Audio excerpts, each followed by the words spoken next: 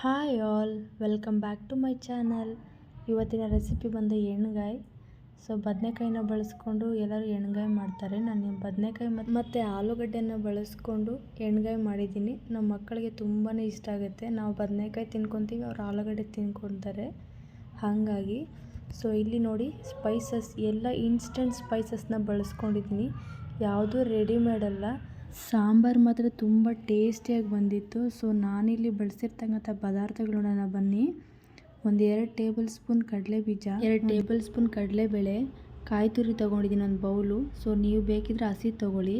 7ರಿಂದ 8 ಒಣಮೆಣಸಿನ್ಕಾಯಿ, ಧನಿಯಾ ಬಂದು 2 table spoon, ಅರ್ಧ table spoon ಮೆಣಸು, ಜೀರಿಗೆ, ಹುರಿಗಡಲೆ 1 ಟೇಬಲ್ ಸ್ಪೂನ್, ಮತ್ತು ಎಳ್ಳು ತೊಗೊಂಡಿದ್ದೀನಿ, ಗಸಗಸೆ ಮತ್ತು ಮೆಂತ್ಯ, ಅವೆಲ್ಲ ಸ್ವಲ್ಪ ಕ್ವಾಂಟಿಟಿ ಎಲ್ಲ ತೊಗೊಳ್ಳಿ. ಮತ್ತು ಇಷ್ಟೇ ಸ್ಪೈಸಸ್ಸು. ಇದನ್ನು ಬಳಸ್ಕೊಂಡು ನಾವು ಎಣ್ಗಾಯಿ ಮಾಡೋಣ. ಹೋಲ್ ಸ್ಪೈಸಸ್ಸು ಇದನ್ನೆಲ್ಲ ನಾವು ಚೆನ್ನಾಗಿ ಡ್ರೈ ರೋಸ್ಟ್ ಮಾಡ್ಕೋಬೇಕು.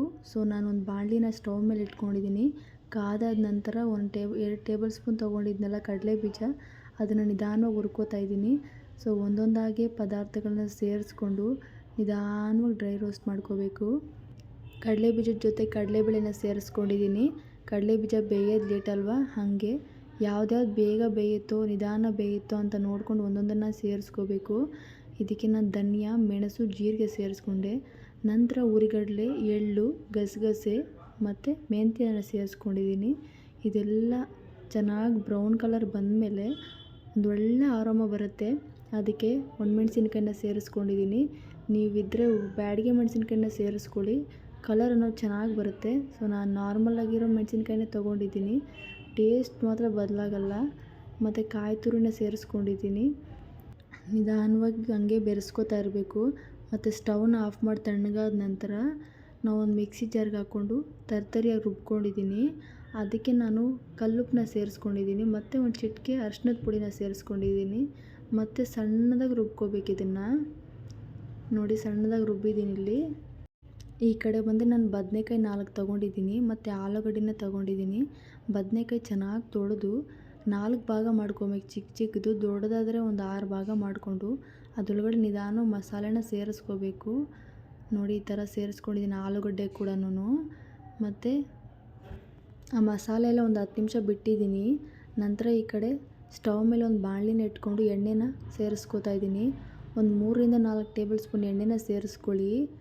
ಎಣ್ಣೆ ಕಾದಾದ ನಂತರ ಅದಕ್ಕೆ ಸಾಸಿವೆ ಚೆನ್ನಾಗಿ ಸಿಡಿದು ಸ್ಮೆಲ್ ಬರುತ್ತೆ. ಮತ್ತು ನೋಡಿ, ಇದಕ್ಕೆ ಈರುಳ್ಳಿ ಮತ್ತು ಕರಿಬೇವನ್ನ ಸೇರಿಸ್ಕೊಂಡಿದ್ದೀನಿ. ಅದರಲ್ಲಿ ಲೈಟಾಗಿ ನಾನು ಕರಿಬೇವನ್ನ ತೊಳೆದು ಹಾಕಿದ್ದೆ, ಹಾಗಾಗಿ ನೀರು ಸ್ವಲ್ಪ ಸಿಡಿತು. ನೀವು ಆ ತಪ್ಪನ್ನ ಮಾಡೋಕ್ಕೆ ಹೋಗ್ಬಿಡಿ. ಅದಕ್ಕೆ ಸ್ವಲ್ಪ ಅಡುಗೆ ಹಿಂಗನ್ನು ಸೇರಿಸ್ಕೊಂಡಿದ್ದೀನಿ. ನೀವು ಬೇಕಿದ್ರೆ ಹಾಕೊಳ್ಳಿ, ಇಲ್ಲ ಸ್ಕಿಪ್ ಮಾಡಿ. ಮತ್ತು ಮಸಾಲೆನ ಸೇರಿಸ್ಕೊಂಡಿರ್ತೀವಲ್ಲ ಬದನೆಕಾಯಿ, ಮತ್ತು ಅದು ನಮ್ಮ ಬದನೆಕಾಯಿ ಸ್ವಲ್ಪ ಬಾಡಿದೆ. ಇದು ನಮ್ಮ ಗಿಡದಲ್ಲೇ ಬೆಳೆದಿರ್ತಕ್ಕಂಥದ್ದು ಊರಿನಲ್ಲಿ. ಅದು ನಾನು ಫ್ರಿಜ್ಜಲ್ಲೆಲ್ಲ ಇಡಲ್ಲ, ನಮ್ಮ ಮನೇಲಿ ಫ್ರಿಜ್ಜೂ ಇಲ್ಲ. ಹಾಗಾಗಿ ಸ್ವಲ್ಪ ಬಾಡಿದೆ ಬದನೆಕಾಯಿ ಅಷ್ಟೇ. ನಿಧಾನವಾಗಿ ಫ್ರೈ ಮಾಡ್ಕೊಳ್ಳೋಣ ಮಸಾಲೆನ. ಬದನೆಕಾಯಿ ಮಸಾಲೆ ಎಲ್ಲ ಚೆನ್ನಾಗಿ ಡೀಪಾಗಿ ಫ್ರೈ ಆಗಬೇಕು. ಬದನೆಕಾಯಿ ಎಲ್ಲ ಕಲರ್ ಚೇಂಜ್ ಆಗುತ್ತೆ. ನಾನು ಬಿಳಿ ಬದನೆಕಾಯಿ ತೊಗೊಂಡಿದ್ದೀನಿ. ಎಲ್ಲರೂ ನೀಲಿ ಕಲರ್ ಬದನೆಕಾಯಿ ಬರುತ್ತಲ್ಲ, ಅದನ್ನು ಬಳಸ್ತಾರೆ. ನಾನು ಬಿಳಿ ಬದನೆಕಾಯಿನ ಸೇರಿಸ್ಕೊಂಡಿದ್ದೀನಿ. ಎಣ್ಣೆಯಲ್ಲಿ ಚೆನ್ನಾಗಿ ಡ್ರೈ ಆದ ನಂತರ ಮಿಕ್ಸಿಯಲ್ಲಿ ಇರುತ್ತಲ್ಲ, ಆ ಮಸಾಲೆನೆಲ್ಲ ಸೇರಿಸ್ಕೊಂಡಿದ್ದೀನಿ. ನೋಡಿ, ಇಷ್ಟು ಗಟ್ಟಿಯಾಗಿದೆ. ತುಂಬಾ ಟೇಸ್ಟಿಯಾಗಿ ಬಂದಿತ್ತು ಮಾತ್ರ. ನೀವು ರೆಡಿಮೇಡ್ ಧನಿಯಾ ಪುಡಿ ಅದನ್ನೆಲ್ಲ ಬಳಸಂಗಿದ್ರೆ ಸ್ಕಿಪ್ ಮಾಡಿ ಈ ಥರ ಧನಿಯಾನ ಹುರ್ಕೊಂಡು ಹಾಕ್ಕೊಳ್ಳಿ. ಅದ್ರ ಟೇಸ್ಟ್ ಒರಿಜಿನಲಾಗಿ ಸಿಗುತ್ತೆ. ನೀವು ಈ ಥರ ಟ್ರೈ ಮಾಡಿ. ನಿಜವಾಗ್ಲೂ ಎಣ್ಗಾಯಿ ತುಂಬಾ ಟೇಸ್ಟಿಯಾಗಿರುತ್ತೆ. ನಮ್ಮ ಅಜ್ಜಿ ಇದಕ್ಕೆ ಹರಳೆಣ್ಣೆನ ಬಳಸ್ತಾಯಿದ್ರು, ಯಾಕಂದರೆ ಬದನೆಕಾಯಿ ಹೀಟ್ ಅಲ್ವಾ, ಹಾಗಾಗಿ. ಇವಾಗ ಯಾರೂ ಹರಳೆಣ್ಣೆನೆಲ್ಲ ಊಟಕ್ಕೆ ಬಳಸಲ್ಲಲ್ವ.